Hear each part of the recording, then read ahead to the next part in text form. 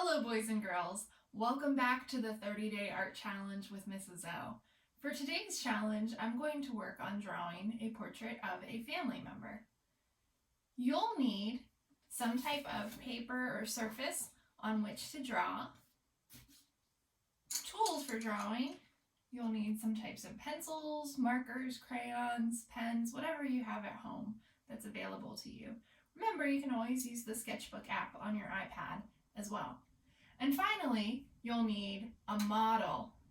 Now, maybe you have someone at home who's willing to sit and model for you as you practice drawing their portrait. I do not have that luxury right now, so I'm going to work from a photograph.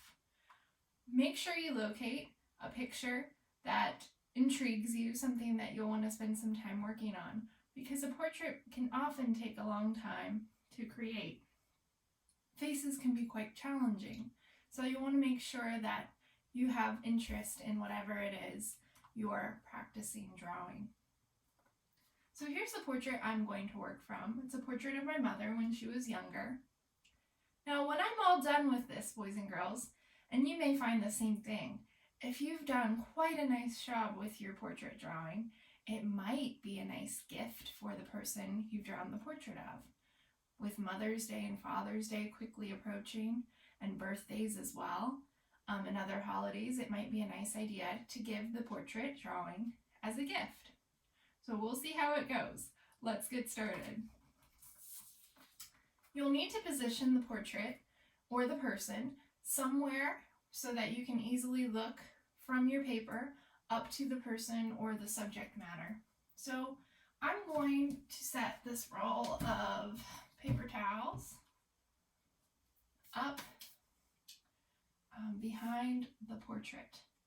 I'm going to get started with a 4H drawing pencil, which means it's going to be a very light mark that's created.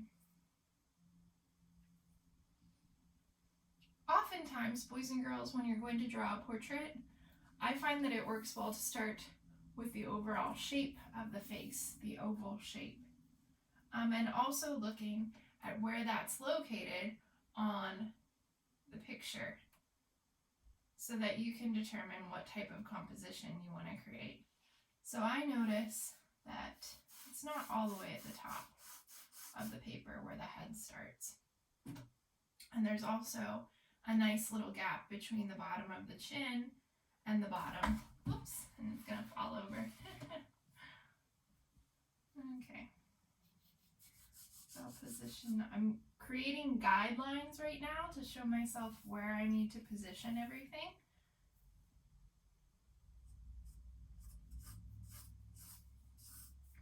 Remember to draw very lightly, boys and girls, so that you can erase later.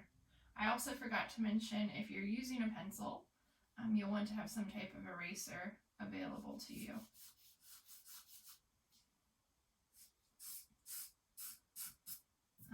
I'm not going to worry about the kitty cat right now. I'll do it at the end.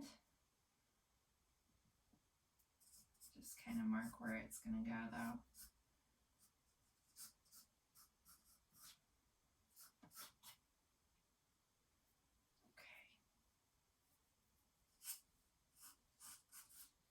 And because part of the picture is cut off at the top, I'm going to have to be a little inventive with what the rest of the hat look like.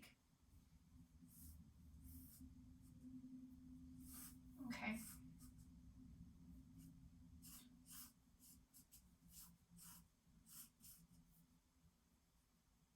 Okay.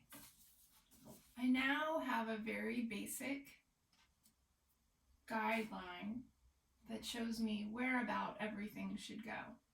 Now I'm going to work back into the drawing, positioning the facial features approximately where they should be.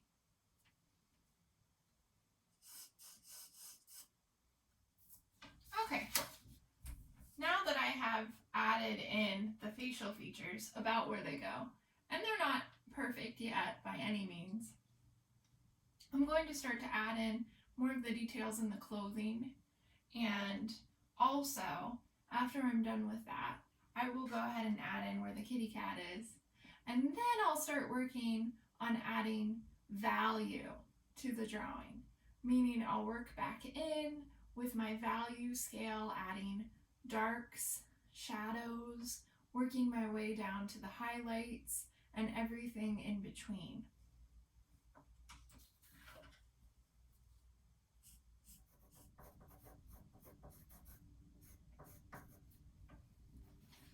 And as you can see, boys and girls, I've made a good dent into this, but there is still a lot of work to be done.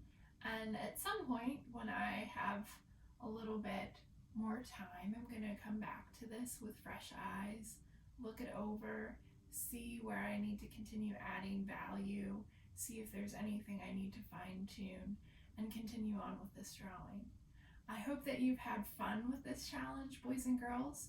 I can't wait to see the images that you send me of the portraits of your family members. I hope that you have a wonderful day, and I'll see you in the next episode. Bye.